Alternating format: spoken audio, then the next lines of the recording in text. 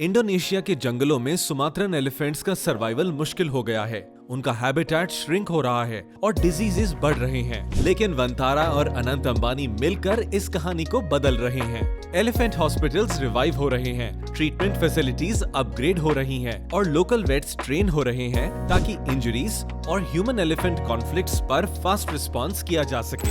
वंतारा और अनंत के इन एफर्ट्स से धीरे धीरे इंडोनेशिया के एलिफेंट्स सर्वाइवल की तरफ बढ़ रहे हैं, कम्युनिटीज स्ट्रॉन्ग हो रही हैं और वाइल्ड लाइफ का फ्यूचर भी सेफ हो रहा है।